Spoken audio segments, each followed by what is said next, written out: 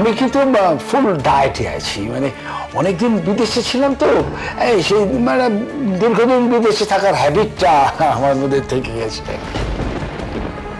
কম কথা বলো, বুঝেছো? দেখি বিনু, এত পদ হয়েছে এই বাড়িতে, রতনবাবুকে শুধু ডাল আর রুটি কেন? আঙ্কেলের তো ওই ডাল রুটি অভ্যেস জেঠুমনি। মানে ডাল রুটি?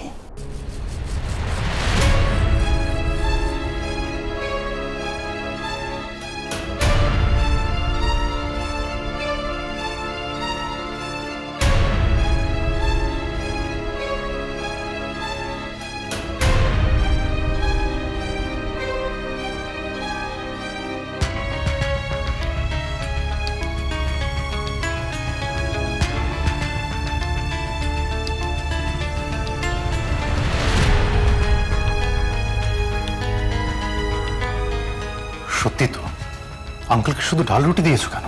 কেউ ডাল রুটি শুধু খায়? আঙ্কেলকে চিকেন দাও। না, আঙ্কেলের ওসব খাবার অভ্যেস নেই, শুধু ডাল আর রুটি খাবারই অভ্যেস। এই তো আঙ্কেলে তো একটু আগে বলছিল কিসের অভ্যেস যেন।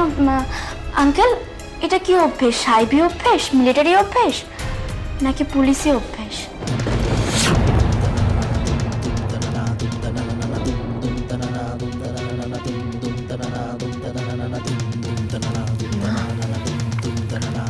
ব্যাপারটা কিন্তু অন্যদিকে যাচ্ছে, বুঝতে পারছি না। আর বেশিক্ষণ এখানে থাকা ঠিক হবে না।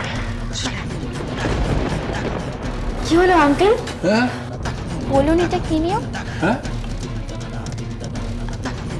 কার্তিক দা, আঙ্কেলের রুটিগুলো এত নরম কেন করেছো? কার্তিক দা শোনো না, আঙ্কেলের জন্য শক্ত আর পোড়া রুটি নিয়ে এসো। কার্তিক দা,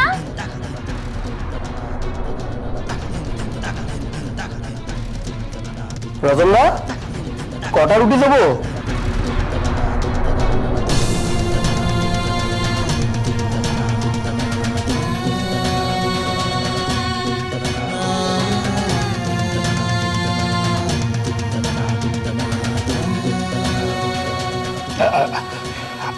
আমি বাড়ি যাবো। এমার্জেন্সি আঙ্কেল, না খেয়ে চলে যাবেন তা কখনো হয়? কার্তিক দা, তোমার বন্ধু দিলীপ দাকে বলো না ঠিকঠাক ভাবে যত্ন নিতে। মাম, ওঠো, চলো। জানবি প্লিজ, না খেয়ে যেও না। বললাম না, তোমরা অতিথি, অতিথি না খেয়ে গেলে গৃহস্থের অকল্যাণ হয়। না খেয়ে যেও না, বসো। তুমি হা করে এখন এখানে বসে আছো কেন? হ্যাঁ, দিলীপ এখানে কেন? ও এখানে কি করছে? ওটা আপনার জন্য এসেছে আঙ্কেল, কিন্তু আপনি ওকে দেখে এরকম কেন করছেন? মানে এত ভয় পাচ্ছেন কেন? জানবি আঙ্কেলের কি হয়েছে গো?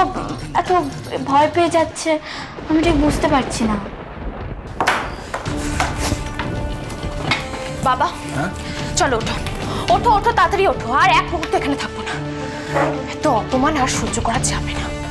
কতবার বলেছিলাম যে এখানে আসতে হবে না, বলেছিলাম তো। আমার কোনো কথা শুনলে না, শুধু খাওয়ার লোভ।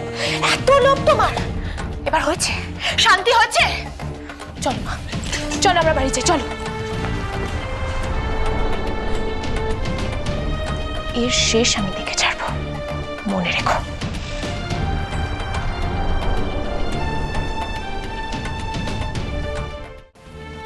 দিলীপকে দেখে ওর বাবা, ওর মা, এমনকি জাহ্নবী এভাবে চলে গেল কেন? আর চলে যাওয়া তো নয়, একেবারে পালিয়ে যাওয়া। কোন রকমে এখান থেকে পালিয়ে যেতে পারলে বাঁচে। কি হলো হঠাৎ? তুই কেন ওদের নেমন্তন্ন করলি, কেন খেতে বসালি? তারপর কার্তিককে ডাকলি, কার্তিক দিলীপকে নিয়ে এলো, আর দিলীপকে দেখে ওরা ভয় পালিয়ে গেল। কি ব্যাপার হচ্ছে কিছু বুঝে উঠতে পারছি না। মিনু, মিনু, আমাদের খুলে বল সবকিছু। আমার মনে হচ্ছে এই গোটাটার মধ্যে তোর একটা কোনো প্ল্যান আছে, যে কারণে আমরা যখন থেকে বারণ করছিলাম, বর্ষাকে দিয়ে ফোন করিয়ে ওদের আসতে বারণ করতে চাইছিলাম, তুই কিছুতেই দিচ্ছিলি না, আমাদের কথা শুনছিলি না। প্ল্যানটা কি এবার বল আমাদের খুলে। দিদি ভাই, রতন বোস মানে জাহ্নবীর বাবা একজন জেল খাটা আসামি।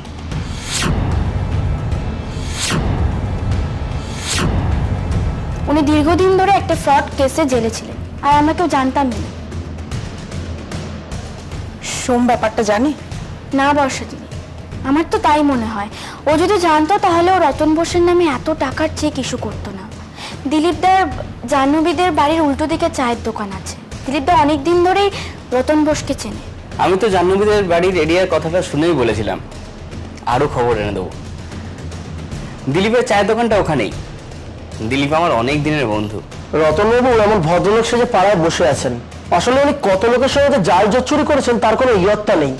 একসময় রেসের মাঠ আর জুয়ার ঠিক এটাই ছিল ওনার জায়গা। বাড়িতে তো ওনাকে দেখাই যেত না।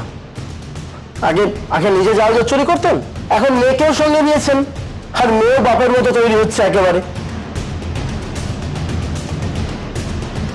এতক্ষণে সবটা জলের মতন পরিষ্কার হয়ে গেল। এই জন্যে দিলীপকে দেখে রতনবাবু ওরম করে ভয়ে পালিয়ে গেল, ভেবে যে আমার কুকীর্তি যদি এদের কাছে ফাঁস হয়ে যায়। ডাল রুটি ঘুড়ি ধরে খাওয়া এগুলো সবই তো জেলখানার অভ্যেস। এইগুলোকেই উনি ওই সাহেবী অভ্যেস আর ওই কি বলে মিলিটারি অভ্যেস বলে চালাচ্ছিলেন, তাই না? তুই খুব ভালো করেছিস মিনু, ওনাদের ডেকে এনে এখানে ইনভাইট করে খুব ভালো করেছিস। দারুণ জব্দ হয়েছে। আরে তুই সুমের সামনে সবকিছু বললি না কেন? তাহলে জাহ্নবী পরিবারের স্বরূপটাও জানতে পারতো। দিলীর সামনে ছিল, প্রমাণ করে নিতে পারতিস। না, মিনু কিছু প্রমাণ করার আগেই তোরা পালিয়ে গেল, প্রমাণটা করবে কখন? কেন? মিনু যদি আমাদের আগে থেকে বলে রাখতো তাহলে কি আমরা এত সহজে রতনবাবুদের যেতে দিতাম? এই যে রতনবাবুরা তখন খেতে বসে উঠবো করছিল, মিনু বারবার বারণ করছিল, আমি নিজে তো মনে মনে ভাবছিলাম যে বাবা আপদ বিদায় হোক, যাক এখান থেকে। কিন্তু এখন সবটা শোনার পর এটা মনে হচ্ছে যে আমরা যদি আগে থেকে জানতাম তাহলে রতনবাবুদের যেতে দিতাম না, কিছুতেই দিতাম না। আচ্ছা মিনু, সেদিন তুই মোবাইল নিয়ে কিছু প্রমাণ করতে পারিসনি, আজকে তো পারতিস। সোম সামনে ছিল, করলি না কেন? না বড় মা, ওকে বলে দিলেও কোনো লাভ হতো না। কেন বলছিস এসব কথা? বড় মা, ওকে যদি জাহ্নবী এখন বোঝায় যে সূর্য পশ্চিম দিকে ওঠে তাহলে ও সেটাই বিশ্বাস করবে। এটা কোনো কথা হলো মিনু? তুই সবসময় বলিস সত্যের জোর সব থেকে বেশি, আর তুই হার মেনে নিচ্ছিস। বড় মা, সত্যের জোর সব থেকে বেশি, এটা একদম ঠিক, কিন্তু মিথ্যের মায়া যে আরো বেশি। ওকে জাহ্নবী আর জাহ্নবীর ফ্যামিলির লোকেরা না একটা মিথ্যের মায়ায় ডুবিয়ে রেখেছে, বারবার চেষ্টা করছে আমাদের থেকে কিভাবে ওকে দূরে সরিয়ে নিয়ে যাওয়া যায়।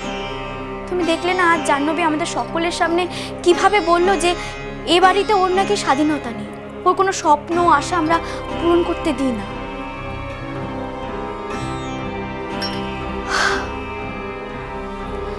দিলীপদা, তুমি আজ এসো, তোমাকে অসংখ্য ধন্যবাদ আমাকে এভাবে সাহায্য করার জন্য।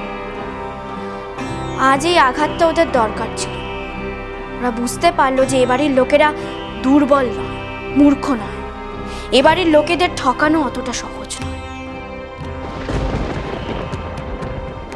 আমার শুধু একটাই ভয় করছে মিনু। কিসের ভয় জেঠুমণি? রতনবাবু জেল খাটার লোক, তার মানে খুব একটা সাদা মাটা নিরীহ মানুষ তিনি নন।